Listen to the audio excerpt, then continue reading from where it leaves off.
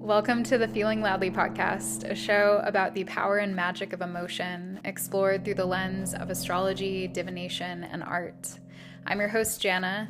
I'm an astrologer, a tarot reader, Akashic Records reader, poet, and witch, and I'm here to help you feel your feels.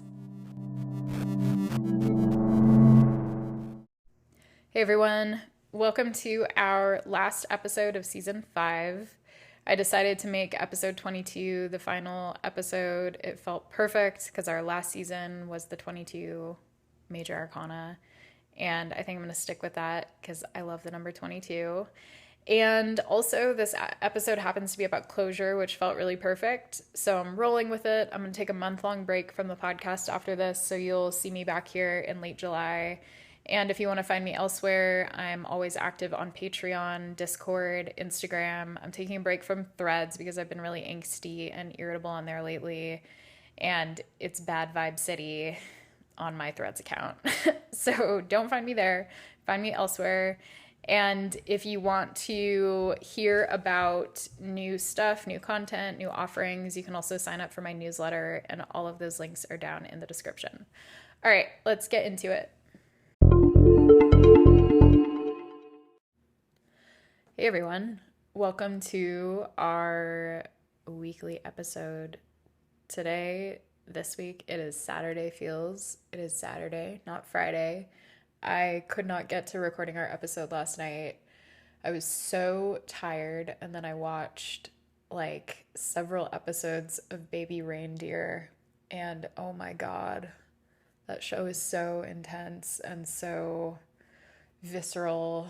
And if you have yet to watch it, I really recommend doing so with like discretion. It's really, really great and very moving and like, whoa, probably some of the best television I've seen in a really long time. But it's also really, really hard to watch. And doing it alone after a tough week in the midst of Neptunian transits, Neptune squares, and full moon stuff. And man, I don't know. It wasn't my best decision. And I think it's really been impacting me, or at least kind of like digging up some stuff that's been hovering around for me for a while. And I have a feeling this episode's going to be a bit raw. So just a heads up on that. I can feel my Leo moon wanting to be like really cheery right now. And that's just not what the vibe is. And yet we will persist. So my coping mechanism is laughing through heavy feelings. So this episode, our card this week is closure.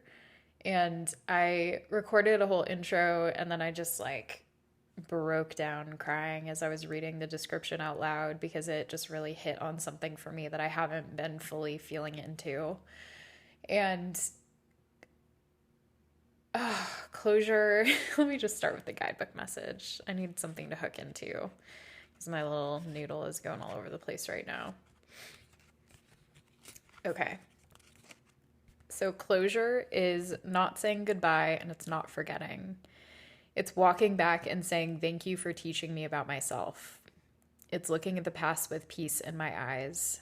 When I make sense of the pain, all the pain goes away.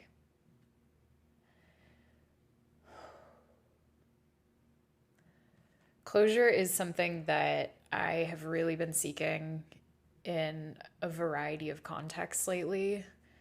I've sort of mysteriously referred to processing a loss and a grief on this podcast a few times, and I'm just not comfortable talking about it publicly, and that's why I've sort of made these like elusive and weird references to it.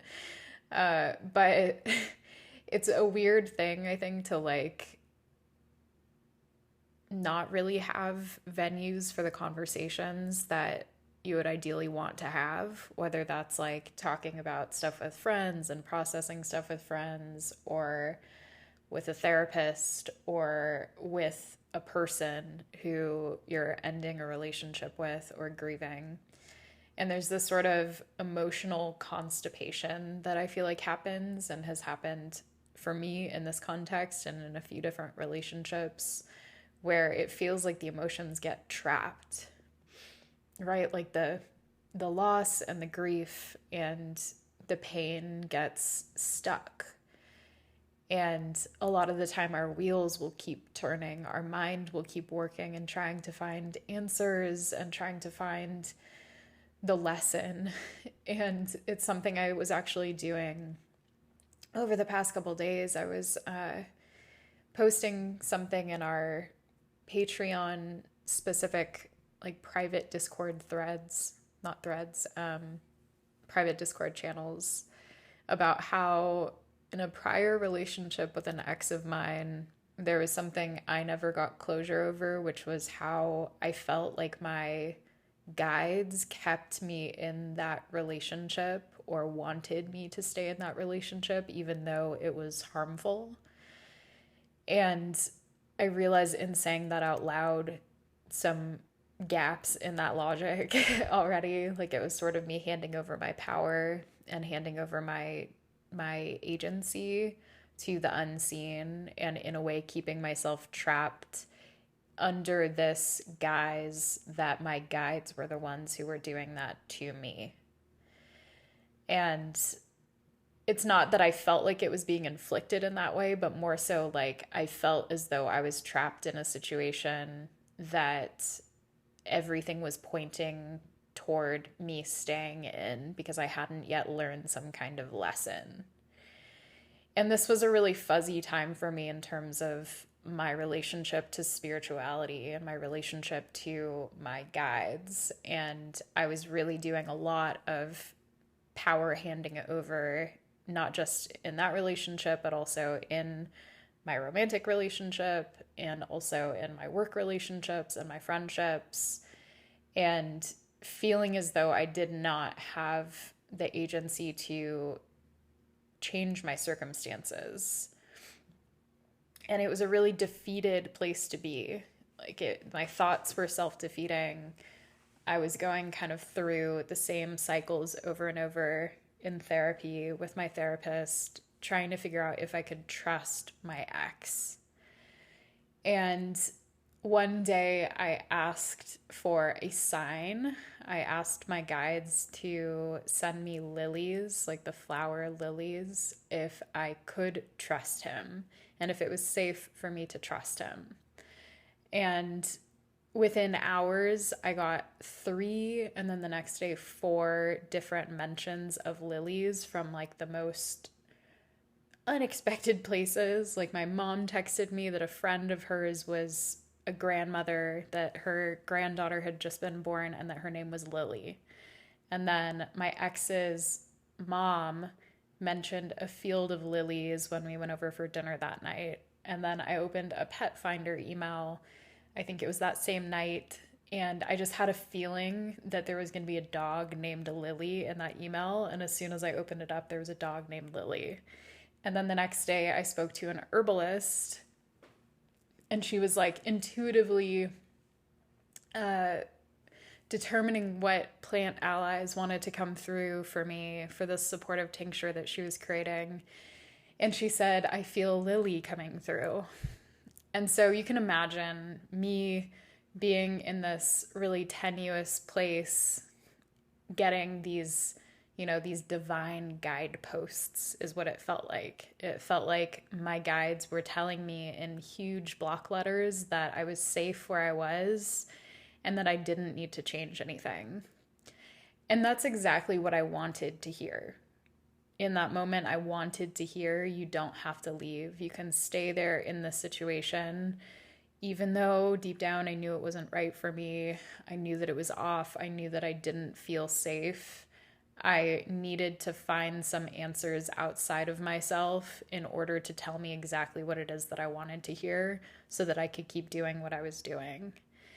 And it brought up later on, when I had more perspective and saw the situation in the rearview mirror, it really created sort of this like existential crisis within me where I, for a while, lost faith in my guides, and I lost faith in my relationship to the unseen. And I thought that they were screwing with me. I thought that they were punishing me. Like, I pulled in all of these various answers, even wondering if, like, I had just somehow predicted that lilies were going to show up a bunch in the next hour or 2 hours. And so I self-selected the sign that would give me the answer that I wanted. Like, my wheels were turning in all sorts of ways. And that happened after a lot of shit had gone down with that person, with that ex, that caused me to realize that my radar was really off there, that I was choosing to see what I wanted to see instead of what was in front of me. And I was choosing to feel something other than the truth. And the truth was that I was so unwell in that connection, but I was so attached to making it work. I was so attached to that being my person.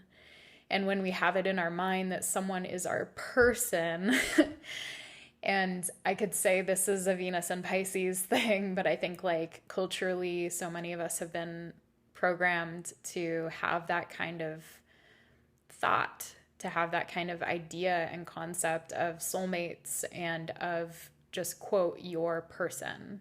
Like, that there is a person that you are meant to be with. And I had convinced myself that that was my person. And so, regardless of what was going on for me internally, that's where I would come back to.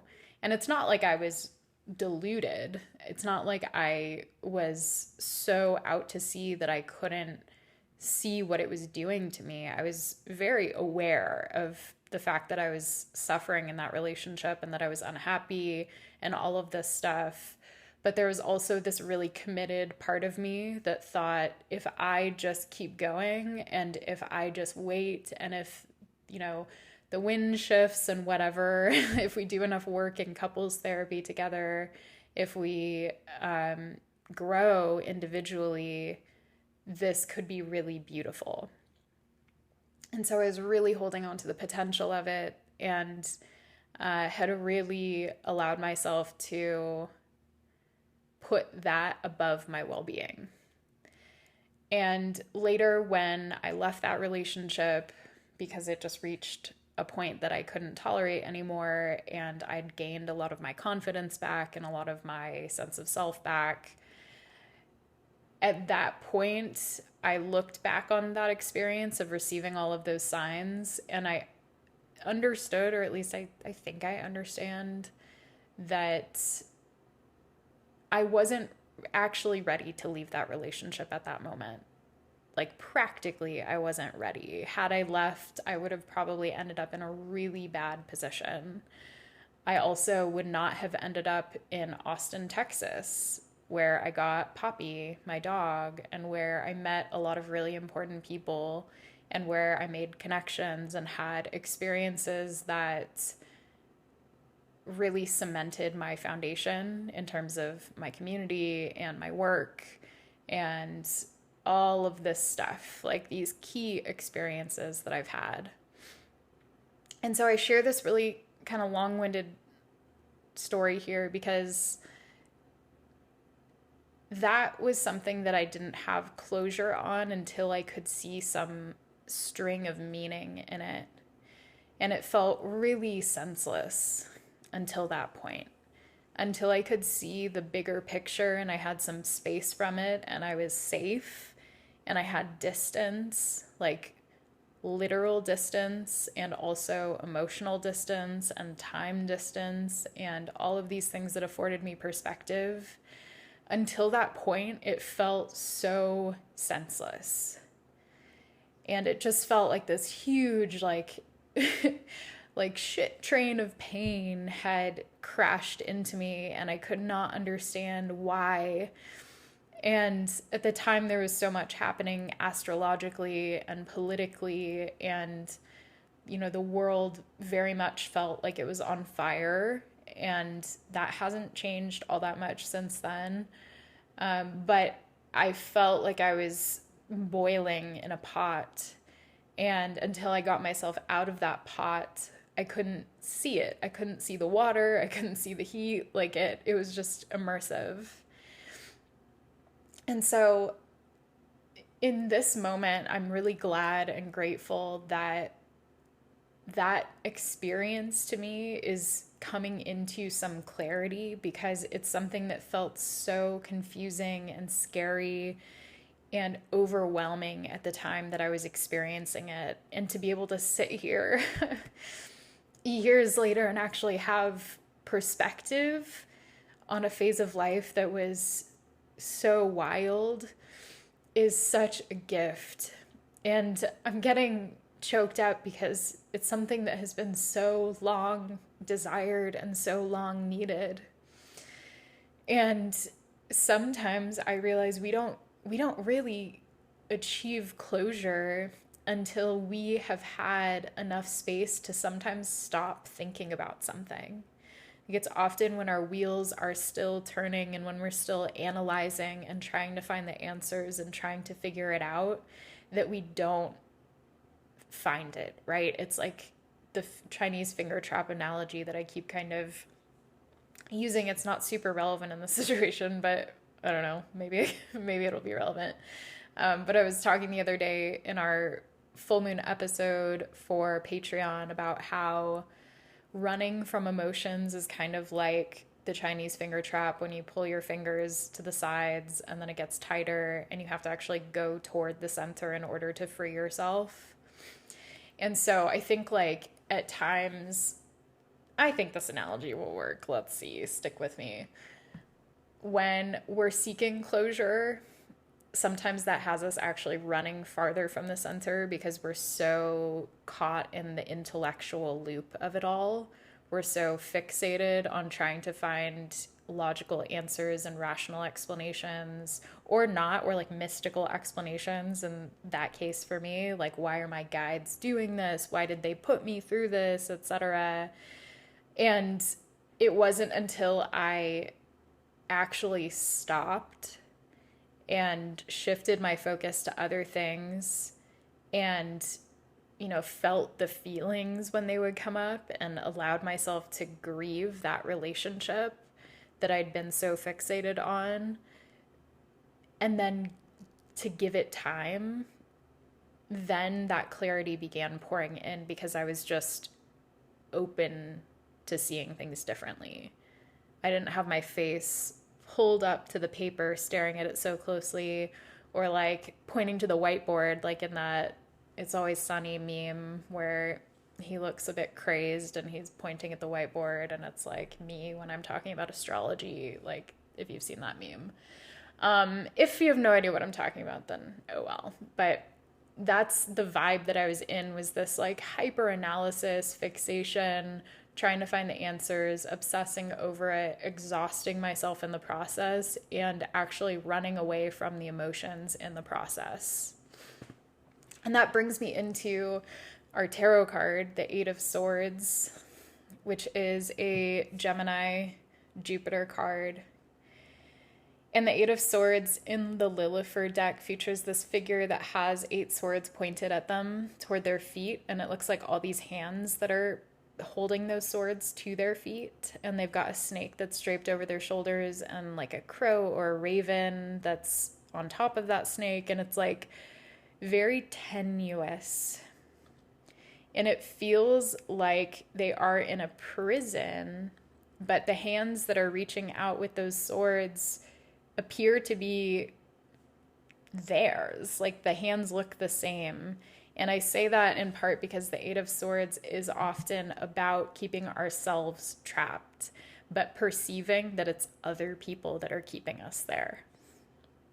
And so that was the case with me in that relationship that I described. I thought that everyone but me was keeping me trapped, that my partner was trapping me, that my guides were trapping me, that like, you know, there were all of these external factors that I could point to. And sure, there was practical stuff too, but I could have left. I could have left much sooner than I did. And yet it was in part the notion of my own powerlessness that made me powerless. It was the idea that I did not have what it took to make the change that needed to be done, or to make the changes that needed to be experienced. And that notion of powerlessness kept me immobilized. And now I can see that. But at the time, there was also a lot of shame that would come up each time I reflected on my power. And it kept me stuck in that sort of self-victimization loop where it's like, and I'm going to say this cautiously because I know this is a tender topic and it can bring up shame for other people often when you hear it, but I'm not at all suggesting that, like, in abuse situations, people are just keeping themselves trapped. So I just want to put that out there because this is a week of a lot of miscommunication. So I want to be crystal clear. That is not what I'm saying.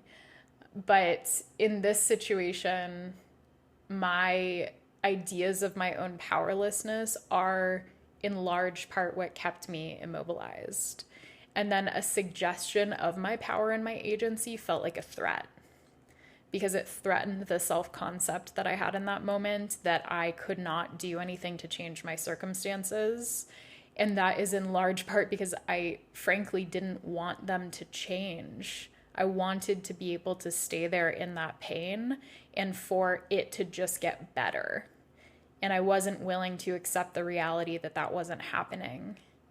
And so there wasn't really a solution, right? Like, if someone suggested to me, hey, Jana, maybe you should leave this relationship, I would perceive that as a threat to my reality. If someone suggested, like, if you want to leave, you have the power to do that, that almost felt like an attack because I didn't want to believe that I had the power to do that. I knew deep down that it wasn't the thing for me, but I wasn't ready and I wasn't in the position and I didn't have the self-respect or the love for myself or the compassion for myself or the confidence or the sense of empowerment to make that change yet. So any suggestion that I was more powerful than I thought I was felt terrifying to me. And so I accepted what I wanted to hear. And I'm realizing that my reference of baby reindeer is actually really relevant here. And I won't spoil it, but the essence of the show is about this man who ends up having a stalker. And part of the complexity of watching him go through this experience is that he also realizes at various points that he has this sort of desire for attention and adoration that keeps him hooked into this situation that he could have probably done something about much sooner. But instead he waits for like 6 months to report it to the police or to take any serious action to stop this woman from stalking him. And like, what a trip, right? To ID those things within ourselves that we often, there's some unmet need or some desire within us that keeps us firmly in place, even in a situation that could be life-threatening, like having a dangerous stalker, even in a situation that is scary or that like our logical, rational self is like, no, I don't want this. But at times we might continue to like stay in situations that are not good for us because at some level there is some type of need that's getting met. And this, again, is a really tender topic. And so I'm not going to repeat myself, but I already said my thing. But it reminds me a lot of the book Existential Kink by Carolyn Elliott, and how one of the fundamental concepts, the whole really fundamental concept of that book, is that sometimes the circumstances in our life that we seem to dislike the most, or the experiences that we seem to hate, but that keep recurring in our life over and over again, that there might be some underlying shadowy drive within us that wants us to keep experiencing that because it gets some degree of pleasure from it. And like, what a confronting and scary and potentially controversial topic. And it doesn't work for a lot of like larger systemic stuff. But at a personal level, I have definitely seen the truth of this, that my 12th house self that is prone to self sabotage, have often asked, why do I keep finding myself in complex, dramatic love relationships where I feel used, where I feel emotionally neglected, where I feel overlooked, where I feel insecure, where I feel betrayed? Why do I keep magnetizing these experiences? And for a while, I was like, I must be wearing a sign. And I think it's so layered, and there's not one good answer here. And even the concept of like magnetizing experiences like that is a little iffy for me. But I will say that, for me, I think my childhood abuse and a lot of my earlier relational abuse primed me for an attraction to drama in relationships and to pain in relationships that ended up being that sort of backwards wiring, where my experience of love was coated in rejection and coded in abuse and all of these complex, heavy things.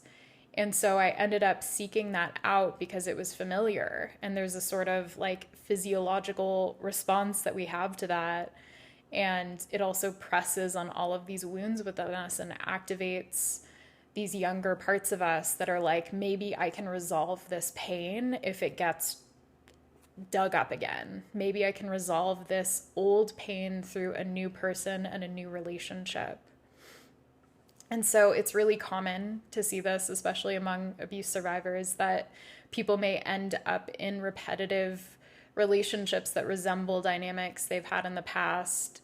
And sometimes, I think, at a subconscious level, we are acting out these scripts and hoping for a different conclusion, hoping to achieve closure through a different person and through a different context. And so for me, like, I frequently found myself in relationships with people who resembled my parents in some way. Very common story that I'm not alone in. So there was definitely that, but also relationships that resembled my first really painful romantic experience that I've talked about many times on here, where I was in a love triangle and it was really hard. And that kept coming up in like different ways, like not straightforward, not like a repetition of that circumstance, but I would find myself in like friendships that had that triangular component to them, or work situations that had that component to them, where there was some type of like really tense dynamic that I had never gotten closure on from when I was 17 years old, and that really, really hurt me and really brought up those early wounds from being in that triangular dynamic with my parents, with their custody battle stuff. And so I say all this because I think like I'm understanding through our cards tonight and through all of these other little tendrils of experience and through baby reindeer and through all of this stuff, that there's this level of recognizing our agency that can offer closure. And I even posted about this on Threads the other day, how for me the like pathway out of resentment has often been identifying my own actions and my own contribution to a dynamic. And that when I identified how I was serving up like my own plate of bullshit, that was an empowering moment, because I realized that my actions did affect that situation. And like in that relationship with my ex that I was speaking of, where my guides were sending me the lilies and everything, like I asked for that. And maybe I did in some way generate that just through the power of my desire to get the answer that I wanted. There was this sort of confirmation bias that, I think, I don't know, that was a wild situation.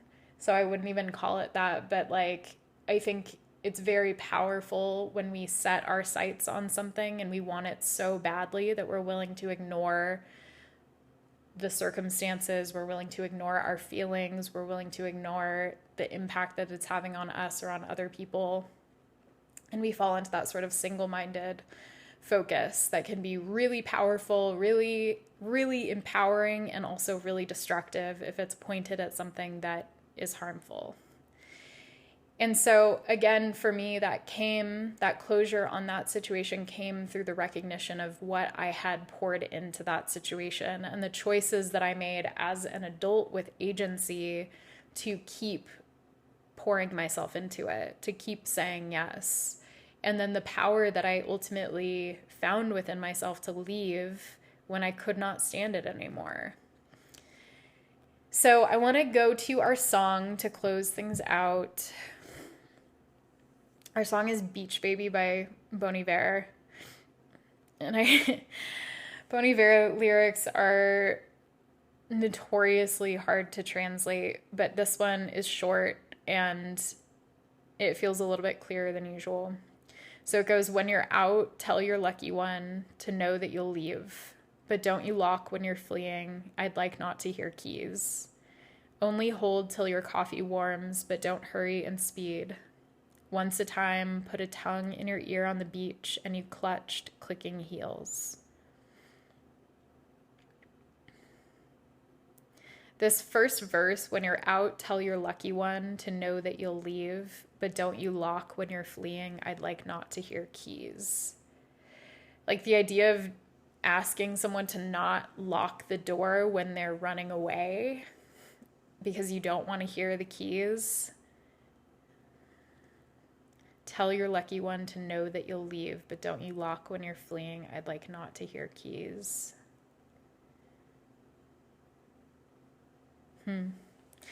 I mean, what a literal example of closure is closing a door and locking it, hypothetically, or even if you're not locking it, that's literal closure, is closing a door when you're leaving.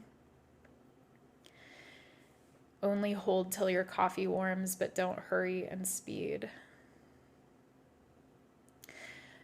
I did scroll down a little bit on the page after looking at the lyrics, and I got this context that said Bon Iver's Justin Vernon has said that this song is about this is a quote, where your ex-girlfriend is sleeping with someone else, but you get to dream about the time you used to make out with her on the beach. There's this feeling that this person, in this case, Justin Vernon, the singer and writer, is holding on to this subconscious belief that this relationship and this love and this connection still exists. And I feel like the request to not lock when you're fleeing because you don't want to hear the keys is almost a request to not allow that fantasy to be put to bed.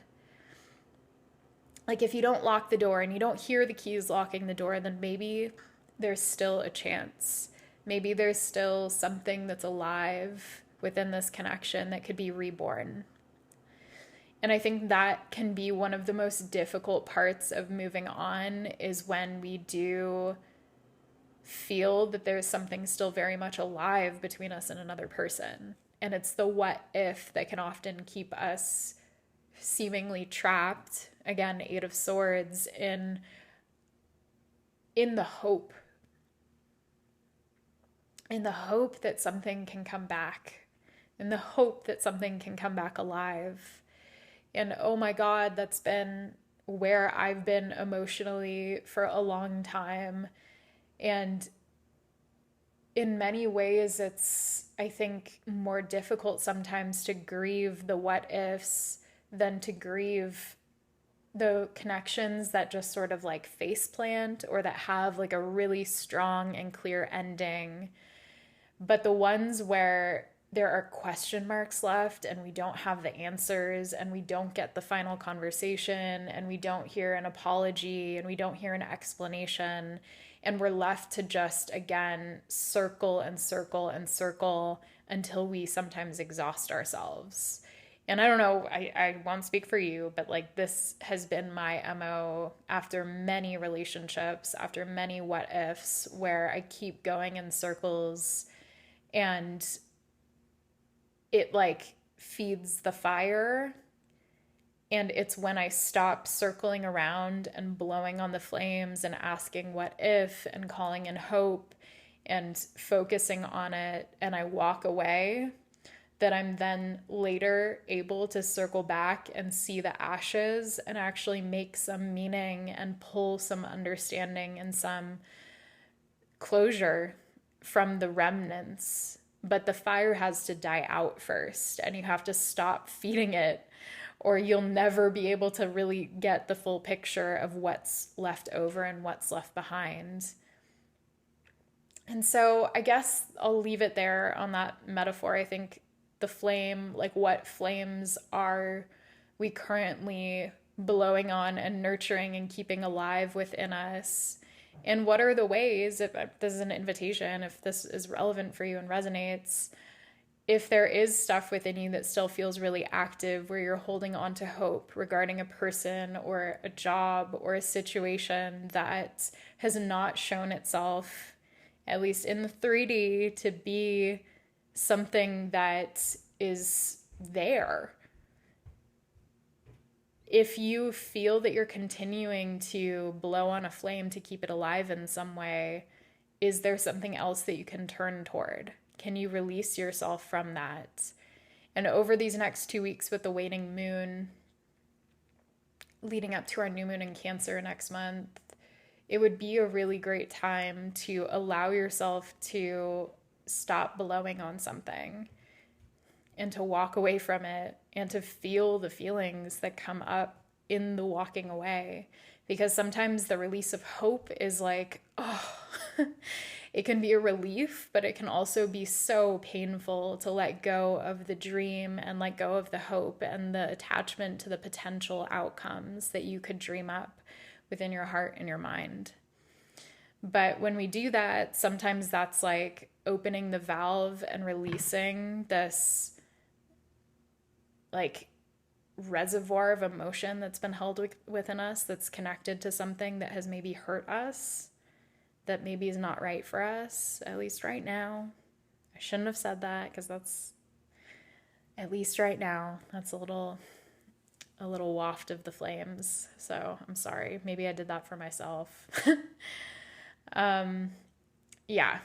So I'm going to leave it there. Weird moment. I hope you guys are okay.